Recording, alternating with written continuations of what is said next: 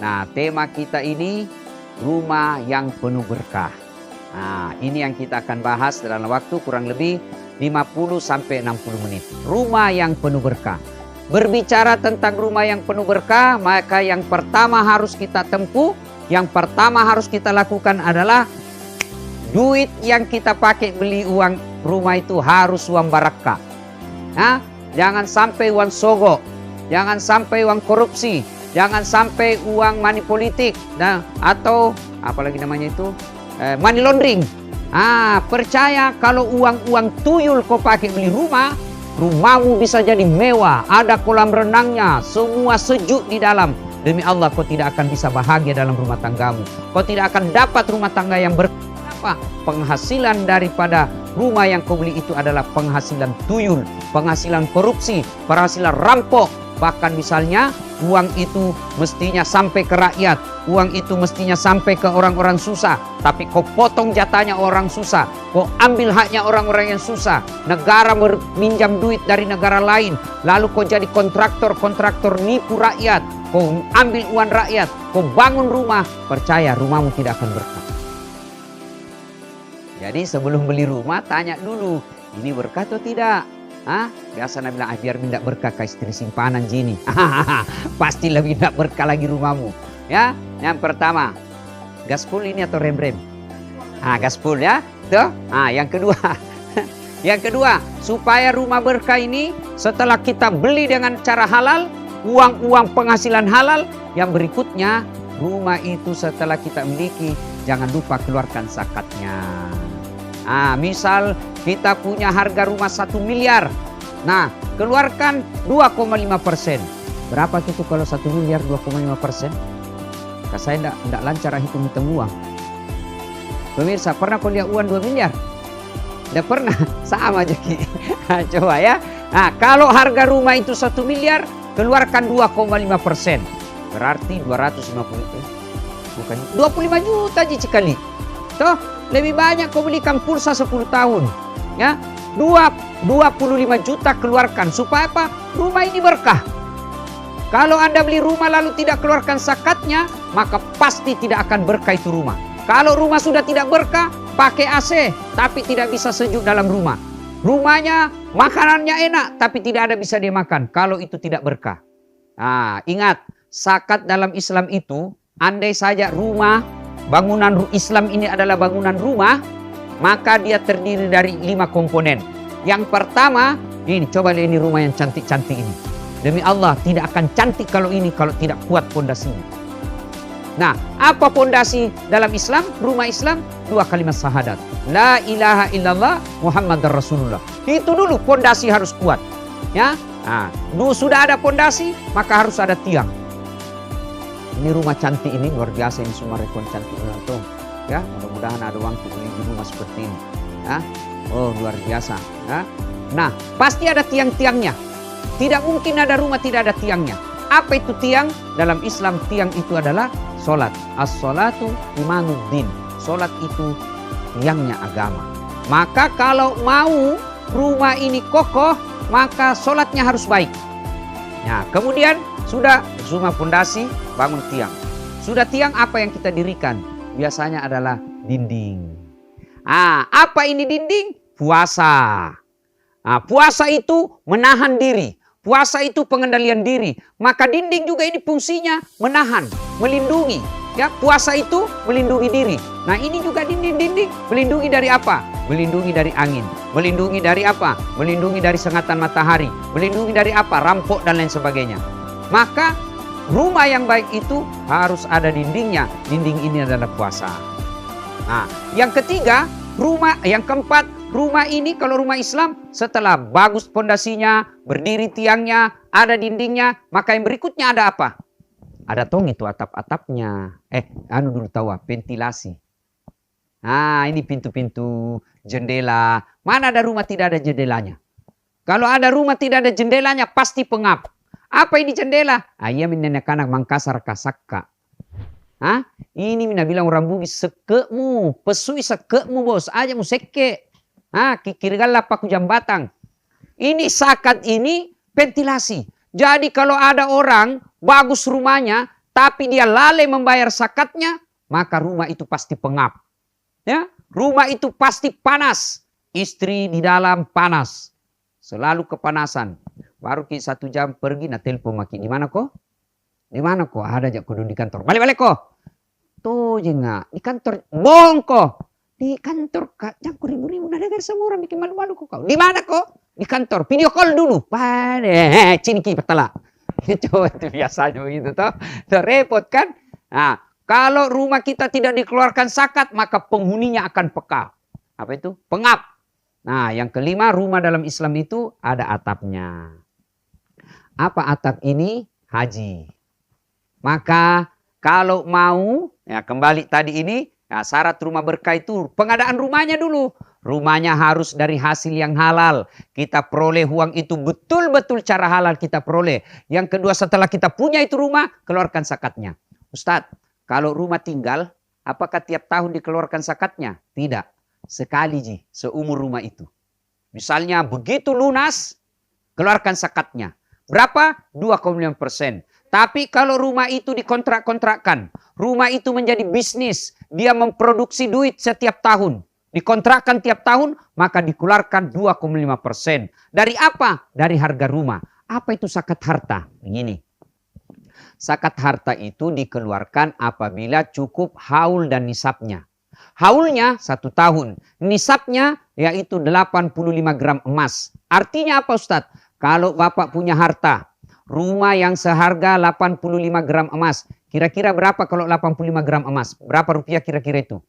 Anggaplah sekarang emas 1 juta. 1 juta berarti 85 juta. Anda punya rumah dan rumah itu kalau rumahnya sendiri dikeluarkan kalau harganya 1 miliar dikeluarkan 25 juta. Seumur rumah itu. Tapi kalau rumah kita itu dikontrakkan dan kontraknya melebihi 85 juta per tahun, maka dikeluarkan 2,5 juta dari harga kontrak. Misalnya kita kontrakkan 100 juta 1 tahun, maka dia wajib dikeluarkan karena sudah lewat 85 juta.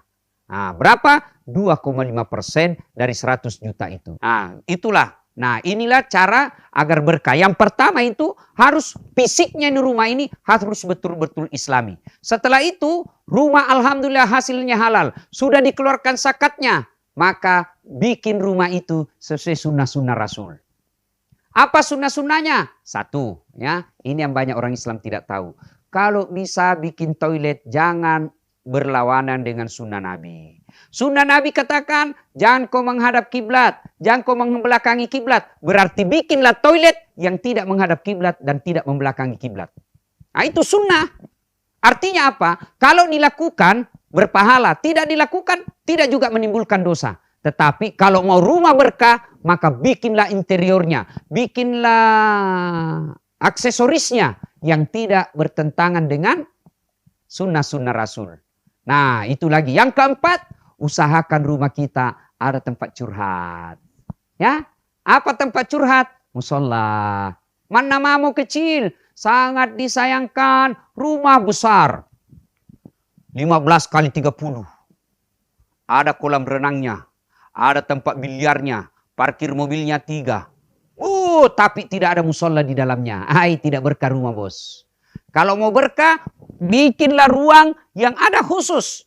Kalau rumah cantik seperti ini, kita bikin saja musola, tempatnya anak tak mengaji sama gurunya, tempatnya istri tak ngajar anaknya mengaji, tempat kita nasihati anak-anak kita. Ya kira-kira 2 kali 3 meter kita bentuk supaya suasananya seolah-olah kita dalam Masjidil Haram. Ya bikin lalu kita kasih wangi-wangian yang seolah-olah kita berada di Masjid Nabawi. Ciptakan ruang yang khusus untuk beribadah kepada Allah. Ruang curhat.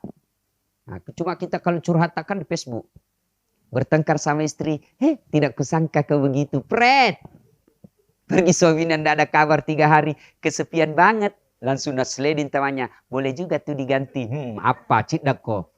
Kan berawal itu kalau kita ini selingkuh, budaya selingkuh kan gara-gara medsos, reunian. Sudah itu malu-malu cari HP, akhirnya searching dulu. Dapat namanya. Saling invite menjadi teman. Sudah diterima inbox. Berapa nomor HP tak? Hati-hati kok. setan masuk karena ada kesempatan dan ibu bapak saudara-saudara sekalian, bikin rumah, bikinlah yang tidak berlawanan dengan sunnah. Sudah, secara fisik rumah alhamdulillah. Tapi yang berikutnya yang kedua adalah penghuninya. Penghuninya bagaimana? Biasa rumah itu kan minimal ada 3 penghuninya. Ada bapak, ada ibu, ada anak. Tapi biasa kalau pengantin baru tidak ada pianaknya. Minimal ada suami, ada istri. Kedua komponen ini harus melaksanakan tugasnya masing-masing. Istri melaksanakan tugasnya sebagai istri. Suami melaksanakan tugasnya sebagai kepala rumah tangga. Maka istri yang soleha itu rumusnya gampang. Ini adik-adik nih, ya. Ini ibu-ibu yang nonton saya. Mau jadi istri yang soleha? Cataki rumusnya gampang ji. Rumusnya Rena. Apa itu Rena Ustadz? R-E-N-A-H. Rena, Rama, istri yang baik, tutur kata yang santun. Maka rumah yang berkah itu di dalamnya istrinya santun kepada suami. Assalamualaikum kakandaku, Arjunaku. Woi, sanana kita jadi suami. Pulang suami tak, tahu gagana suamiku hari ini. Langsung dia bilang suami tak, berarti saya jelek kemarin. Ini kok dalak tong ini suami, dak tong dipuji-puji ya. Ada sebagian istri kalau ada temannya datang suaminya, dia mau tunjukkan, lihat kuatur suamiku. Istri yang seperti ini jauh dari kasih sayang Allah. Maka sebaiknya kalau kita marah sama suami, ada kodon saudaranya, ada iparta, ada temannya, jangan saya kok dulu marah-marah di depan suami. Tunda kok dulu, pulang semua itu baru marah-marah. Dan ketika marah, tetap harus berbicara santun kepada suami. Ya, Rama. Ya, kalau perlu itu datang suami tak capek duduk di kursi cantik begini. Baik mentong kalau semua rekon, baik tok harus semua duduk istri tak begini peluk-peluk nih sambil kita menyanyi. Bila kamu di sisiku, hati rasa syahdu. Sanang suami, langsung rupa cicilan rumah. Ya. Tapi kalau baru kita datang ngomel mako, daster tinggi sebelah kelihatan tali meha, male. Ya, marah-marah suami tak, peluk lagi sambil menyanyi. Insaflah wahai manusia, bila dirimu bernoda. Ini istri yang pertama, ramah, santun berbicara. Apa yang kedua elok. Apa itu elok? Elok berpenampilan cantik dan menarik di depan suami. Ya, maka penampilan sebaik-baik penampilan seorang istri kata Nabi adalah ketika ingin membahagiakan suaminya. Ketika suami ada di rumah, berdandanlah, cantik-cantiklah. Tapi sayang 1000 sayang istri akhir-akhir ini, istri-istri modern, istri milenial, istri akhir zaman, dia cantik kalau pesta pengantin. Tapi begitu mau tidur sama suaminya, la haula wala quwata illa billah. Tena mana sikat gigi, nan lupai pakai resona, male. Masuk ke kamar, sangin bau. Dikasih tahu, dia bilang, apakah? Marah terus kau, beli kamar baju baru. Ini tentu tidak seperti yang diinginkan. Kalau ingin rumah kita berkah, maka penghuni istri itu harus berpenampilan cantik dan menarik di depan suami. Yang ketiga, apa itu nikmat? Istri yang soleha, pandai memasak masakan kesenangan suami. Maka sekali-kali WhatsApp-lah suamimu. Suamiku tersayang, jangkit makan hari ini saya masak spesial buat bapak. Jangan makan di luar, WhatsApp itu. Dan itu kita suami kalau dapat WhatsApp istri seperti ini, dikasih lihat semua teman tak di kantor, sini kau tahu istriku, istri yang soleha, tahu Pernah kita WhatsApp suami tak begitu? Paling kita WhatsApp, apa WhatsAppnya? Jangan kau lupa singgah beli telur. Yang keempat, RENA, anggun.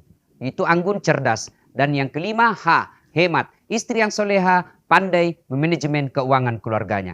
Jangan lalu menjadi istri yang stepa. Apa stepa? Selera tinggi ekonomi pace. Ini yang rasu-rasu istri seperti ini.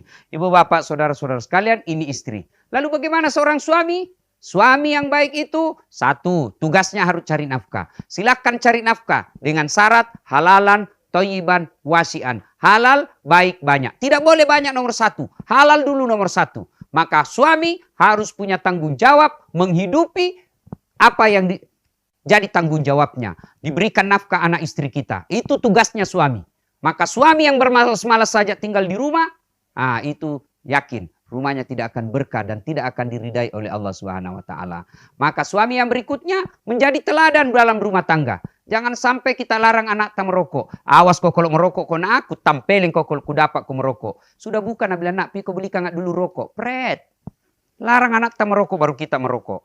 Nah ibu bapak saudara-saudara sekalian, pada intinya untuk membentuk rumah tangga yang sakinah mawaddah warahmah, maka kita harus menyadari tugas-tugas kita sebagai komponen dalam rumah tangga itu.